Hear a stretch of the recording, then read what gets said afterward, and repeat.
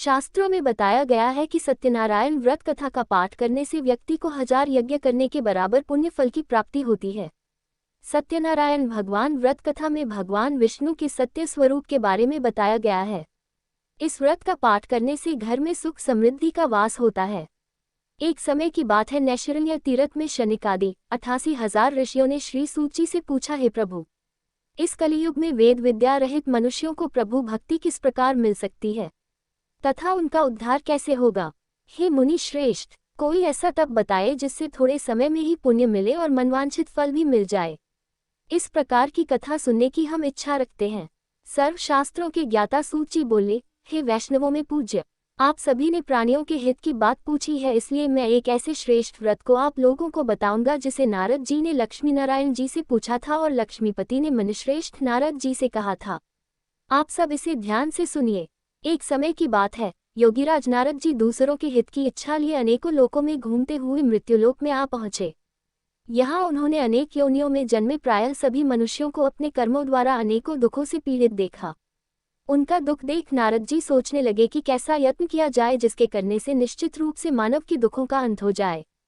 इसी विचार पर मनन करते हुए वह विष्णुलोक में गए। वहां वह देवों के ईश नारायण की स्तुति करने लगे, जिनके हाथों में शंख, चक्र, गदा और पद्म थे, गले में वरमाला पहने हुए थे। स्तुति करते हुए नारद जी बोले, हे भगवान, आप अत्यंत शक्ति से संपन्न हैं, मन तथा वाणी भी आपको नहीं पा सकती है। आपका आदि, मध्य तथा अंत नहीं है। निर्गुण स्वरूप सृष्टि के कारण भक्तों के दुख को दूर करने वाले हैं, आपको मेरा नमस्कार है। नारद जी की स्तुति सुन विष्णु भगवान बोले, हे मुनिश्रेष्ठ, आपके मन में क्या बात है?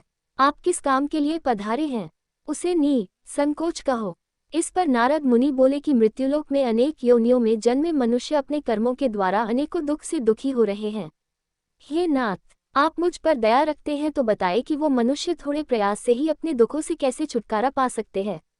श्रीहरि बोले, हे नारद, मनुष्यों की भलाई के लिए तुमने बहुत अच्छी बात पूछी है। जिसके करने से मनुष्य मोह से छूट जाता है, वह बात मैं कहता हूँ, उसे सुनो। स्वर्गलोक व मृत्युलोक दोनों में एक दुर्लभ उत्तम व्रत है जो पुण्य देने वाला है। आज प्रेमवश होकर मैं उसे तुमसे कहता हूँ। श्री सत्यनारायण भगवान का ये व्रत अच्छी तरह विधान पूर्वक करके मनुष्य तुरंत ही यहाँ सुख भोग कर मरने पर मोक्ष पाता है। श्रीहरि के वचन सुन नारद जी बोले कि उस व्रत का फल क्या है और उसका विधान क्या है? यह व्रत किसने किया था? इस व्रत को किस दिन करना चाहिए?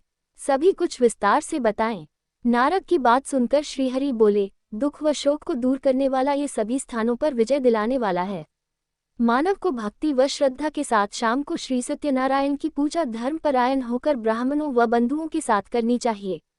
भक्ति भाव से ही नैवेद्य, केले का फल, घी, दूध और गेहूं का आटा सवाया लें। गेहूं के स्थान पर साठी का आटा, शक्कर तथा गुड़ लेकर वह सभी भक्षण योग्य पदार्थों को मिलाकर भगवान का भोग लगाएं। ब्राह्मणों सहित बंधु बांधवों को भी भोजन कराएं, उसके बाद स्वयं भोजन करें। भजन कीर्तन के साथ भगवान की भक्ति में लीन हो जाएं। इस तरह से सत्यनारायण भगवान का ये व्रत करने पर मनुष्य की सारी इच्छाएं निश्चित रूप से पूरी होती हैं। इस कलिकाल अर्थात कलियुग में मृत्युलोक में मोक्ष का यही एक सरल उपाय बताया गया है। सूत जी बोले, हे ऋषियों, जिसने पहले समय में इस व्रत को किया था उसका इतिहास कहता हूँ, ध्यान से सुनो। सुंदर काशीपुरी नगरी में एक अत्यंत निर्धन ब्राह्मण रहता था।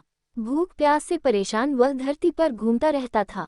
ब्राह्मणों से प्रेम करने वाले भगवान ने एक दिन ब्राह्मण का वेश धारण कर उसके पास जाकर पूछा, हे विप्र, नित्य दुखी होकर तुम पृथ्वी पर क्यों घूमते हो?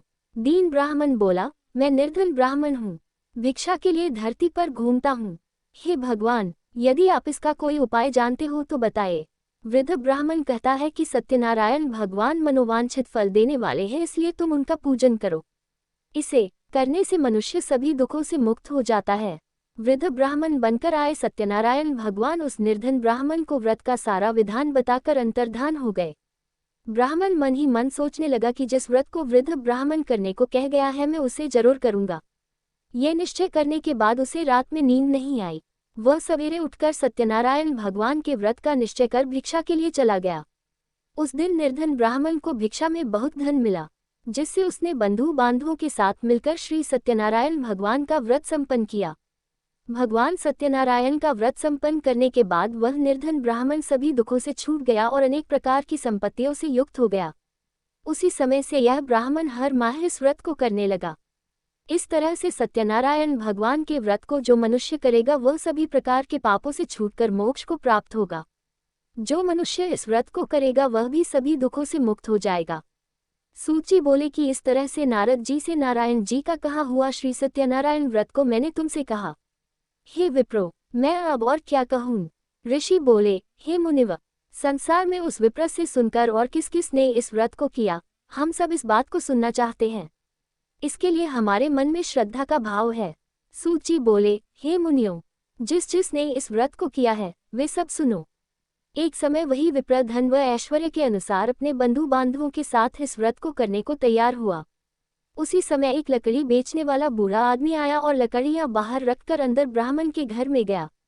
प्यास से दुखी वह लकड़हारा उनको व्रत करते देख विप्र को नमस्कार कर पूछने लगा कि आप ये क्या कर रहे हैं। तो उन्होंने बताया कि व्रत कर रहा हूँ तथा इसे करने से क्या फल मिलेगा, कृपया मुझे भी बताएं। ब्राह्मण ने कहा कि सब मनोकामनाओं को पूरा करने वाला ये सत्यनारायण भगवान का व्रत है। इनकी कृपा से ही मेरे घर में धन धान्य आदि की वृद्धि हुई है। विप्र से सत्यनारायण व्रत या के बारे में जानकर लकड़हारा बहुत प्रसन्न हुआ। चरणामृत लेकर वह प्रसाद खाने के बाद वह अपने घर गया। लकड़हारे ने अपने मन में संकल्प किया कि आज लकड़ी बेचने से जो धन मिलेगा उसी से श्री सत्यनारायण भगवान का उत्तम व्रत करूंगा। मन में इस विचार को ले बूढ़ा आदमी सिर पर लकड़ियां रख उस नगर में बेचने गया जहां धनी लोग ज्यादा रहते थे। उस नगर में उसे अपनी लकड़ियों का दाम पहले से 4 गुना अधिक मिलता है। बूढ़ा प्रसन्नता के साथ दाम लेकर केले, शक्कर, घी, दूध, दही और गेहूं का आटा ले और सत्यनारायण भगवान के व्रत की अन्य सामग्रियां लेकर अपने घर गया। वहां उसने अपने बंधु बांधवों को बुलाकर विधि विधान से सत्यनारायण भगवान का पूजन और व्रत किया। इस व्रत के प्रभाव से वह बूढ़ा लकड़हारा धन पुत्र आदि से युक्त होकर संसार के समस्त सुख भोग अंत काल में वैकुंठ धाम चला गया। सूची बोले, हे श्रेष्ठ मुनियों, अब आगे की कथा कहता हूँ। पहले समय में उल्कामुख नाम का एक बुद्धिमान राजा था। वह सत्यवक्ता और जितेंद्रिय था। प्रतिदिन देव स्थानों पर जाता और निर्धनों को धन देकर उनके कष्ट दूर करता था। उसकी पत्नी कमल के समान मुख वाली तथा सती साध्वी थी। भद्रशिला नदी के तट पर उन दोनों ने श्री सत्यनारायण भगवान का व्रत किया। उसी समय साधु नाम का एक वैश्य आया। उसके पास व्यापार करने के लिए बहुत सा धन भी था। राजा को व्रत करते देखकर वह विनय के साथ पूछने लगा, हे राजन, भक्तिभाव से पूर्ण होकर आप ये क्या कर रहे हैं? मैं सुनने की इच्छा रखता हूँ तो आप मुझे बताएं। राजा बोला, हे साधु, अपने बंधु बांधवों के साथ पुत्रादि की प्राप्ति के लिए एक महाशक्तिमान श्री सत्यनारायण भगवान का व्रत व पूजन कर रहा हूँ। राजा के वचन सुन साधु आदर से बोला, हे राजन, मुझे इस व्रत का सारा विधान कहिए। आपके कथनानुसार मैं भी इस व्रत को करूँगा। मेरी भी संतान नहीं है और इस व्रत को करने से निश्चित रूप से मुझे संतान की प्राप्ति होगी। राजा से व्रत का सारा विधान सुन व्यापार से निवृत्त हो वह अपने घर गया। साधु वैश्य ने अपनी पत्नी को संतान देने वाले इस व्रत का वर्णन कह सुनाया और कहा कि जब मेरी संतान होगी तब मैं इस व्रत को करूंगा। साधु ने इस तरह के वचन अपनी पत्नी लीलावती से कहे। एक दिन लीलावती पति के साथ आनंदित हो सांसारिक धर्म में प्रवृत्त होकर सत्यनारायण भगवान की कृपा से गर्भवती हो गई। 10वें महीने में उसके गर्भ से एक सुंदर कन्या ने जन्म लिया। दिनों दिन वह ऐसे बढ़ने लगी जैसे कि शुक्ल पक्ष का चंद्रमा बढ़ता है। माता पिता ने अपनी कन्या का नाम कलावती रखा। एक दिन लीलावती ने मीठे शब्दों में अपने पति को याद दिलाया कि आपने सत्यनारायण भगवान के जिस व्रत को करने का संकल्प किया था उसे करने का समय आ गया है, आप इस व्रत को करिए। साधु बोला कि हे प्रिय, इस व्रत को मैं उसके विवाह पर करूंगा। इस प्रकार अपनी पत्नी को आश्वासन देकर वह नगर को चला गया। कलावती पिता के घर में रह वृद्धि को प्राप्त हो गई। साधु ने एक बार नगर में अपनी कन्या को सखियों के साथ देखा तो तुरंत ही दूत को बुलाया और कहा कि मेरी कन्या के योग्य वर देख कर आओ। साधु की बात सुनकर दूत कंचन नगर में पहुंचा और वहां देखभाल कर लड़की के सुयोग्य वानिक पुत्र को ले आया। सुयोग्य लड़के को देख साधु ने बंधु बांधवों को बुलाकर अपनी पुत्री का विवाह कर दिया। लेकिन दुर्भाग्य की बात ये कि साधु ने अभी भी श्री सत्यनारायण भगवान का व्रत नहीं किया। इस पर श्री भगवान क्रोधित हो गए और श्राप दिया कि साधु को अत्यधिक दुख मिले। अपने कार्य में कुशल साधु बनिया जमाई को लेकर समुद्र के पास स्थित होकर रत्नासारपुर नगर में गया। वहां जाकर दामाद ससुर दोनों मिलकर चंद्रकेतु राजा के नगर में व्यापार करने लगे। एक दिन भगवान सत्यनारायण की माया से एक चोर राजा का धन चुराकर भाग रहा था। उसने राजा के सिपाहियों को अपना पीछा करते देख चुराया हुआ धन वहां रख दिया जहां साधु अपने जमाई के साथ ठहरा हुआ था। राजा के सिपाहियों ने साधु वैश्य के पास राजा का धन पड़ा देखा तो वह ससुर जमाई दोनों को बांधकर प्रसन्नता से राजा के पास ले गए और कहा कि उन दोनों चोरों हम पकड़ लाए हैं, आप आगे की कार्यवाही की आज्ञा दें। राजा की आज्ञा से उन दोनों को कठिन कारावास में डाल दिया गया और उनका सारा धन भी उनसे छीन लिया गया। श्री सत्यनारायण भगवान से श्राप से साधु की पत्नी भी बहुत दुखी हुई। घर में जो धन रखा था उसे चोर चुरा ले गए। शारीरिक तथा मानसिक पीड़ा व भूख प्यास से अति दुखी हो अन्न की चिंता में कलावती के ब्राह्मण के घर गई। वहां उसने श्री सत्यनारायण भगवान का व्रत होते देखा, फिर कथा भी सुनी। वो प्रसाद ग्रहण कर वह रात को घर वापस आई। माता के कलावती से पूछा कि हे पुत्री, अब तक तुम कहाँ थी? तेरे मन में क्या है? कलावती ने अपनी माता से कहा, हे माता, मैंने एक ब्राह्मण के घर में श्री सत्यनारायण भगवान का व्रत देखा है। कन्या के वचन सुन लीलावती भगवान के पूजन की तैयारी करने लगी। लीलावती ने परिवार व बंधुओं सहित सत्यनारायण भगवान का पूजन किया और उनसे वर मांगा कि मेरे पति तथा जमाई शीघ्र घर आ जाएं। साथ ही यह भी प्रार्थना की कि हम सबका अपराध क्षमा करें। श्री सत्यनारायण भगवान इस व्रत से संतुष्ट हो गए और राजा चंद्रकेतु को सपने में दर्शन दे कहा कि हे राजन, तुम उन दोनों वैश्यों को छोड़ दो और तुमने उनका जो धन लिया है उसे वापस कर दो। अगर ऐसा नहीं किया तो मैं तुम्हारा धन, राज्य व संतान सभी को नष्ट कर दूंगा। राजा को ये सब कहकर वह अंतर्धान हो गए। प्रातःकाल सभा में राजा ने अपना सपना सुनाया, फिर बोले कि बनिक पुत्रों को कैद से मुक्त कर सभा में लाओ। दोनों ने आते ही राजा को प्रणाम किया। राजा मीठी वाणी में बोला, हे महानुभावों, भाग्यवश ऐसा कठिन दुख तुम्हें प्राप्त हुआ है, लेकिन अब तुम्हें कोई भय नहीं है।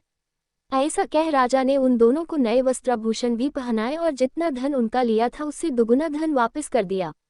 दोनों वैश्य अपने घर को चल दिए। सूची बोले, वैश्य ने मंगलाचार कर अपनी यात्रा आरंभ की और अपने नगर की ओर चल दिए। उनके थोड़ी दूर जाने पर एक दंडी वेशधारी श्री सत्यनारायण ने उनसे पूछा, हे साधु, तेरी नाव में क्या है? अभिवानी वणिक हंसता हुआ बोला, हे दंडी, आप क्यों पूछते हो? क्या धन लेने की इच्छा है? मेरी नाव में तो बेल व पत्ते भरे हुए हैं। वैश्य के कठोर वचन सुन भगवान बोले, तुम्हारा वचन सत्य हो। दंडी ऐसे वचन कह वहां से दूर चले गए। कुछ दूर जाकर समुद्र के किनारे बैठ गए। दंडी के जाने के बाद साधु वैश्य ने नित्य क्रिया के पश्चात नाव को ऊंची उठते देखकर अचंभा माना और नाव में बेल पत्ते आदि देख वह मूर्छित हो जमीन पर गिर पड़ा। मूर्छा खुलने पर वह अत्यंत शोक में डूब गया। तब उसका दामाद बोला कि आप शोक न मनाएं, ये दंडी का शाप है, इसलिए हमें उनकी शरण में जाना चाहिए, तभी हमारी मनोकामना पूरी होगी। दामाद की बात सुनकर वह दंडी के पास पहुंचा और अत्यंत Bhaktavava namaskara kara ke bola, maina pace jo jo asatya vakana kahi the unaklai mujay kasama dem, isa kaha kahakara mahana sokatara ho ron laga taba dandi bhagavana bol, hivanika putra, Mary Inya se bara bara tumhem duka prapta wahai, tu Mary puja se vimuka wa, sadhu bola, he bhagavana, apaki maya se brahma adi devata bi apake rupa kona himjanate taba mamajnani kase jana sakata hum, abba prasana hoi, abba mame samarthya ke anusara apaki puja karunga, Mary raksakara ora pahale ke samana naka mem dana baradu. Sadhu Vaisya ke bhakti pravaka vakana sunakara bhagavana prasana hogai ora usaki ikanusara varadana dakara antardana hogai. Sasura jamai jaba nava para eta nava dana se bari waiti fira vahima pain anya sathyom ke satha satyanarayana bhagavana ka puyana kara apain nagara ko kaladai. Jaba nagara ke najadika pahunsta duta ko gara para kabara karain ke lai bejadiya. Duta sadhu ki patni ko pranama kara kahata hai ki malika apain damata sahita nagara ke nakata agai hayam. Duta ki bada suna sadhu ki patni lilavati ne bear harsa ke satha satyanarayana bhagavana ka puyana kara apani putri kalavati se kaha ki mama pain pati ke darsana ko jati hum tu karya purna kara saira aya. Mata ke sa vakana suna kalavati jaldi mem prasada kora pain pati ke pasa kali gai. Prasada ki avajnya ke karana Shri Satyanarayana Bhagavana Rusta Hogai Oranava Sahita Usik Pati Ko Pani Mem Dubodia. Kalavati apain Pati Ko Vaham Napakara Roti Wa Jamina Parajiragai. Naka Ko Duba Wa Dekha Va Kanya Ko Rota Dekha Sadhu Duki Hokara Bolaki Hi Prabhu. Mujays Tathamir Paravara Se Jo Bula Way Hayuska Sama Karam. Sadhu K Dina Vakana Sunakara Shri Satyanarayana Bhagavana Prasana Hogai Ora Kasavani Way. He Sadhu. Teri Kanya Mir Prasada Ko Chorakara I Hi Isali Usaka Pati Adarsiya Ho Gaya Hai. Yadi Vaha Gara Jakara Prasada Kakara Latati Hita Is Isaka Pati Avasya Malega. Isi Akasavani Suna Kalavati Gara Pahunjakara Prasada Kati Hai Orafira Akara Apane Pati K Darsana Karati Hai. Usak Bada Sadhu Apane Banda Bamdavam Sahita Sri Satyanarayana Bhagavana Ka Vidi Vidana Se Puyana Karata Hai. Isa Loka Ka Suka Boga Vaha Antamem Svarga Jata Hai. Sutaji Bol, He Arsayam. Mame Orabi Eka Katha Sunata Hum, Usbi Dhyana Pravaka Suno. Prajapalana Mem Lina Tungadvaja Nama Ka Eka Rajada. Usain B Bhagavana Ka Prasada Tyaga Kara Bahuda Hai Duka Sana Kia. Eka Bara Vana Mem Jakara Vanya Pasuam Ko Marakara Vaha Bara K Para K Nisaya. Vaham Usain Jivalam Ko Bhakti Bhava Se Apane Banduam Sahita Satyanarayana Bhagavana Ka Puyana Karati Dekha. Abhimanavasa Raja Ne Unhem Dekakara Bi Puja Stana Mem Nahim Gaya Ora Na Hai Usain Bhagavana Ko Namaskara Kia. Jivalam Ne Raja Ko Prasada Dia Lekina Usain Vaha Prasada Nahim Kaya Ora Prasada Ko Vahim Kora Vaha Apane Nagara Ko Kalagaya. Jaba Vaha Nagara Mem Pahunka Tavaham Sabakucha Tahasa Nahasa Wa Paya Tavaha Saira Hai Samaja Gaya Ki Yaha Saba Bhagavana Ne Hai Kia Hai. Vaha Dubara Jivalam K Pasa Pahunka Ora Vidi Pravaka Puja Kara K Prasada Kaya to Sri Satyanarayana Bhagavana Ki Kirpa Se Saba Kucha Pahale Jaza Ho Gaya. Durgakala Taka Suka Bogan K Bada Maranoparanta Use Svargaloka Ki Prapti Way. Jo Manasya Parama Durlaba Isa Vrata Ko Karega to Bhagavana Satyanarayana Ki Anakampa Se Use Dana Danya Ki Prapti Hogi. Nerdana Dani Ho Jata Hai Ora Bayamukta Ho Javana Jita Hai. Santana Hina Manasya Ko Santana Suka Malata Hai Ora Ser Manoratha Purna Hon Paramaneva Antakala Mem Bakanthadama Ko Jata Hai. Sutaji Bol, Jinhan Pahale Isa Vrata Ko Kia Hai Abba Unak Duser Janma Ki Katha Kahata Hum. Verta Satananda Brahmana Ne Sudama Ka Janma Lakara Moksa Ki Prapti Ki. Lakara Hair Ne Agal Janma Mem Nasada Banakara Moksa Prapti Kia. Ulkamuka Nama Ka Raja Dasaratha Hokara Bakantha Ko Gai. Sadhu Nama K Vazia Ne Moradvaja Banakara Apane Putra Ko or Se Sarakara Moksa Paya. Maharaja Tungadvaja Ne Svayambu Hokara Bhagavana Mem Bhaktayukta Ho Karma Kara Moksa Paya.